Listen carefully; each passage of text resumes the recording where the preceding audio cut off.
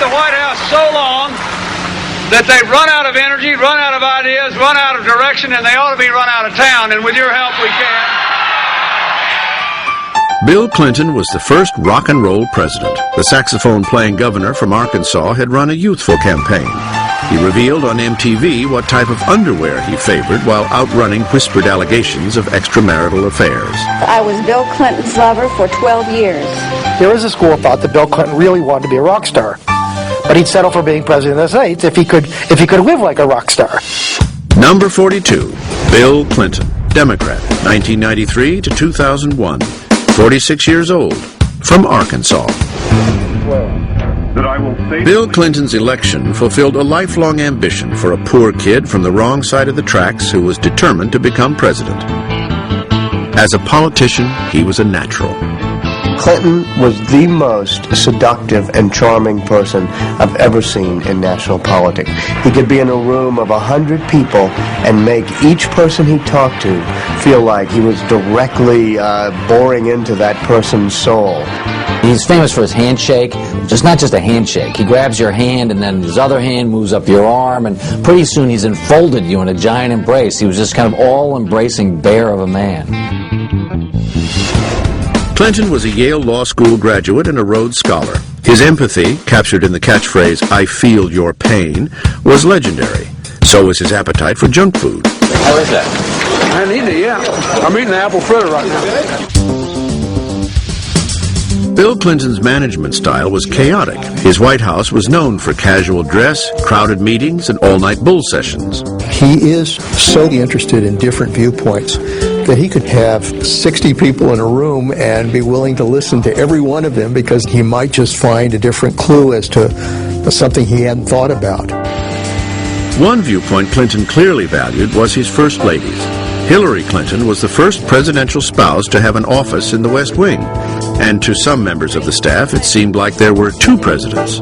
You could take an issue to the president, and if he said no, you could appeal to the First Lady, and maybe she would say yes, and then maybe you could get her to get him to change his mind. Neither are those people. Clinton's first 2 years in office saw the failure of the administration's health care reform initiative and the signing of the North American Free Trade Agreement.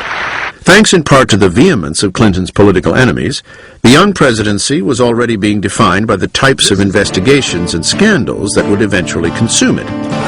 Travelgate, Whitewater, and the filing of a sexual harassment lawsuit against the president by Paula Jones. In the 1994 midterm elections, a resurgent Republican Party gained control of both houses of Congress for the first time in 40 years. He was clearly depressed by the loss that had taken place. Everybody figured he was finished. They underestimated what a good politician Bill Clinton is. Clinton made a move towards the political center, using public opinion polls as his guidepost.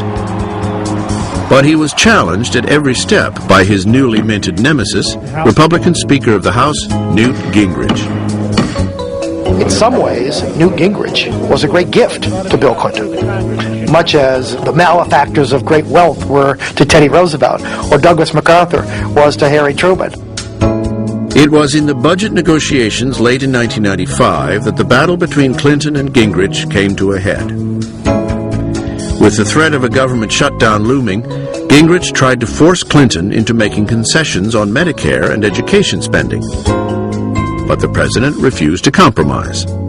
At that point, I said to myself, the president gets it, because in politics you really do have to draw a line.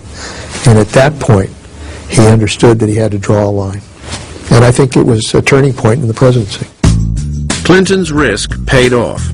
He was able to paint Gingrich and the Republicans as the cause of the government shutdown, forcing them to an eventual budget compromise. It was a great political victory. But during the shutdown, most of the paid White House staff was sent home, which allowed an unpaid intern named Monica Lewinsky to get unusually close to the president. With his convincing re-election in 1996, Clinton's political comeback was complete. Taking advantage of the booming American economy, he was now able to steer Congress to balance the federal budget for the first time since Andrew Jackson's presidency. Then the bubble burst. In August 1998, Clinton's Oval Office affair with Monica Lewinsky became public when the former intern was called to testify in the Paula Jones sexual harassment case. That was the beginning of Lewinsky Gate and the scandal that just totally consumed Bill Clinton's presidency. I did not have sexual relations with that woman. When you make a mistake, you got to fess up and do it fast. If he had said, I made a mistake with this young woman, I'm sorry, it would have been controversial, been hard. But I think the country would have rallied to him and we could have been spared the impeachment process. Instead, on December 19, 1998, Bill Clinton became only the second president in history to be impeached. As had happened with Andrew Johnson 130 years earlier, the momentum of the impeachment process sputtered when it came time to vote him out of office. Neither the American public nor the United States Senate found Clinton's lying about his sex life to be an adequate reason for his removal. I think 100 years from now, historians are still going to be scratching their heads on the question of the impeachment of Bill Clinton. Was it an impeachable offense? Well, it was impeachable only because it was caught up in this strange and bitter politics that really defined the 1990s. It was a dangerous sideshow because while we were all concentrating on Bill Clinton's sexual peccadillos, Osama bin Laden in the mountains of Afghanistan was preparing a plot that was going to kill 3,000 Americans. Having survived impeachment, Clinton did what he could to salvage the remainder of his presidency. He lent American military might to a NATO effort that halted an ethnic cleansing campaign in Kosovo. And he made a bold but unsuccessful effort to revive the faltering peace process between Israel and the Palestinians. By the time he left office, Bill Clinton had presided over the longest economic expansion in American history. Yet his legacy will always be clouded by his impeachment. You're not going to have kids queuing up in Little Rock at his presidential library to see the NAFTA pen under glass. People look for drama in history, and the great drama of the Clinton years, unfortunately, was his impeachment problem and the Lewinsky scandal, and that's what he has to live with. During the 1994 baseball strike, President Bill Clinton ordered representatives of the players and owners to meet and resolve the strike. Both sides ignored the presidential order.